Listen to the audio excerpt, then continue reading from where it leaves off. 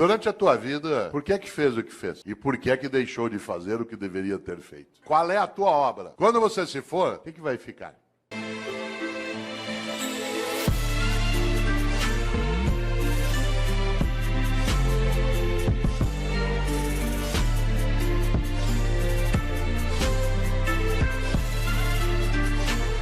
Talvez algumas pessoas não saibam, mas até o século I a.C., até o século I a.C., no mundo romano, o ano se iniciava em 1º de março.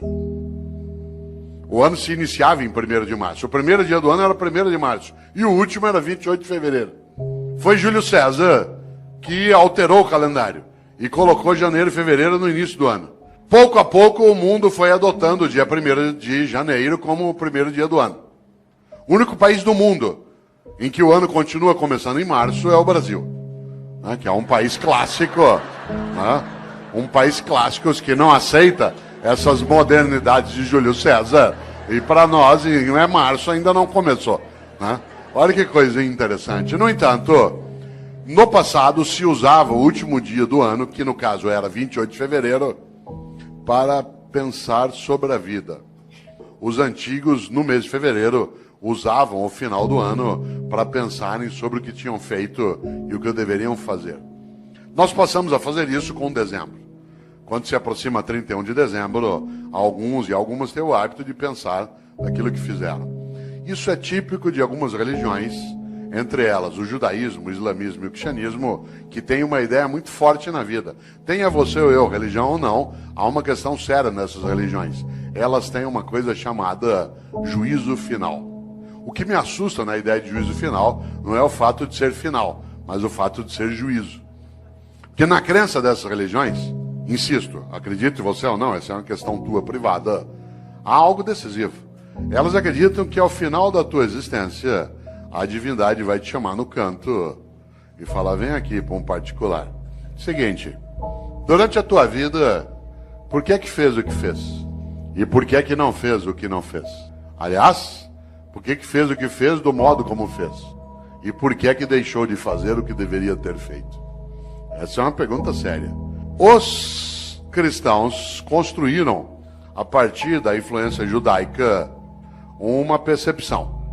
E essa percepção ela se consignou na ideia também de juízo final no último livro da Bíblia dos cristãos, que é aquele que fala do fim, que é o livro da Revelação ou o livro do Apocalipse.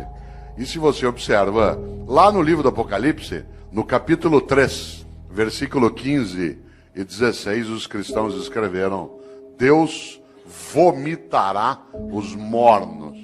Deus vomitará os mornos. Aliás, a frase completa é, porque tu não és quente nem frio, hei de vomitar-te.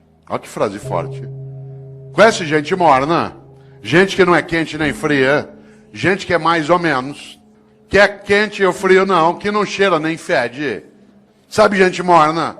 Morna no trabalho, morna na comunidade, morna na prefeitura, morna na câmara, morna na escola. Morna, não é quente nem fria, gente que não tem compromisso.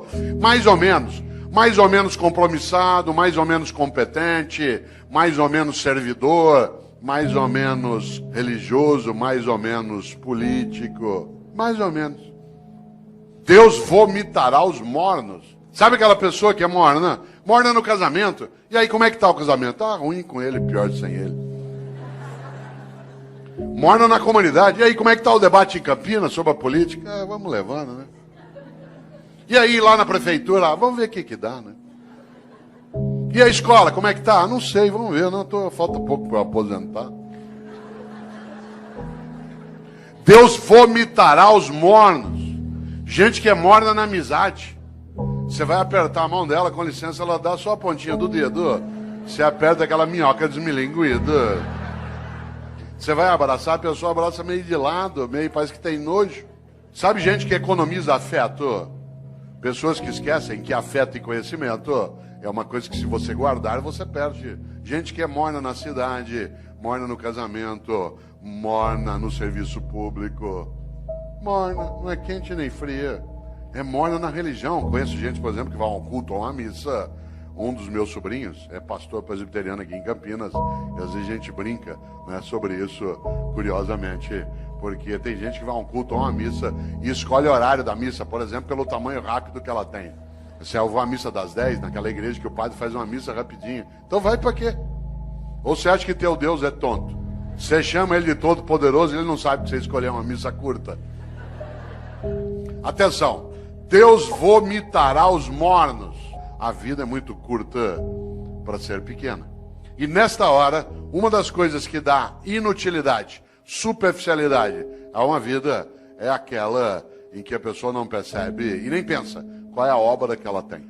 Eu, quando era secretário de Educação na capital, percebi um dia uma coisa muito interessante. Todas as vezes que um secretário vai visitar uma escola, e secretário de Educação visita escola todo dia, quem que ia comigo? O meu assessor, de chapa dourada, junto com a segurança. Entrava na escola, tinha banda, tinha salgadinho, a gente era levado para a sala da diretoria, as crianças cantavam a aquarela do Toquinho. Eu tenho trauma até hoje de tanto ouvir a aquarela do Toquinho. Dava 2, 3 vezes por dia. Um dia eu falei isso pro Toquinho, eu falei, Toquinho, eu adoro tua música, mas eu tenho trauma dessa. Quem que ia comigo? A pessoa já convertida. Isto é, aquela que era do projeto político, que tinha entrado no mandato. E, portanto, já estava previamente convencida de qual era a finalidade do que se fazia. Quem é que não entendia direito o que fazia? O servidor do dia a dia. No andar que eu era secretário, lá no fundo tinha uma cozinha, onde ficava a Dona Maria, sim, uma pessoa real, que fazia café o dia inteiro para servir no gabinete do secretário. A gente vai recebendo pessoas e tomando café. No mesmo andar, lá no fundo, ficava um rapaz que tirava cópia xerográfica.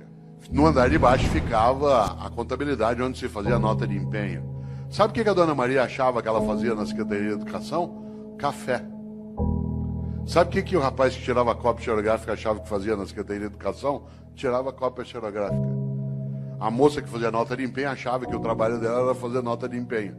O que ela não tinha visão da obra. E por isso eles estavam na rotina do dia a dia. Não havia um entusiasmo. Um dia eu decidi mudar essa lógica. E decidi que em vez de ir comigo visitar a escola, com banda, com merenda, com criança, com tudo, em vez de ir quem já estava convertido, era melhor levar pessoas do dia a dia da secretaria.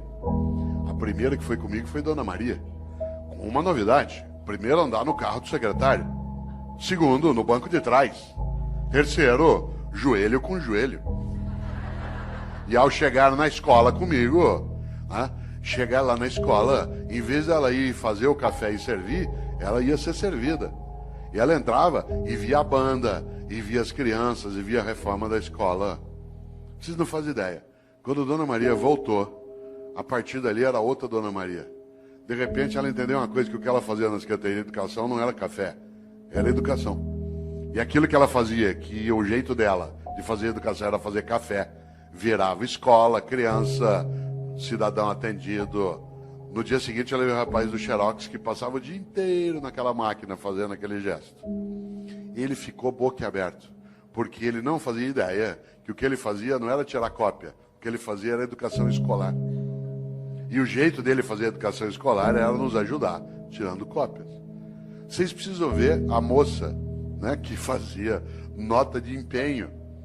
Ela imaginava que a tarefa dela era passar o dia ali fazendo nota de empenho.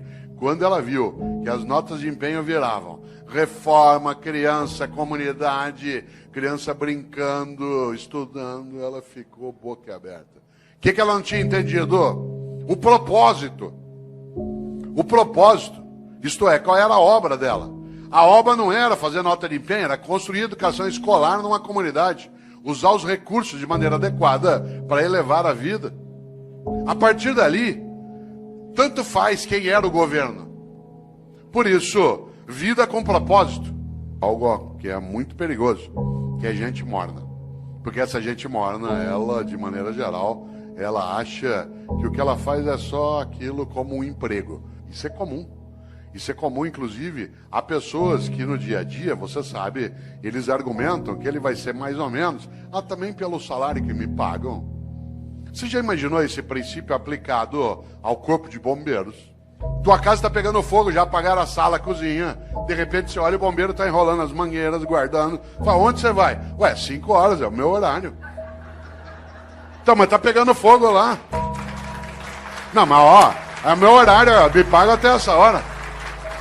Já imaginou um cirurgião no hospital fazendo uma sutura de apêndice?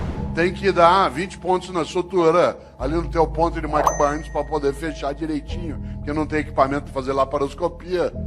O que ele faz? No 8º ponto, fala, vou parar aqui mesmo, pelo que me pagam. 8 pontos tá bom já. Você já imaginou? Você sabe que há pessoas que se conduzem desse modo no cotidiano. Obviamente que eu não estou falando de trabalhar sem remuneração, estou falando de outra coisa.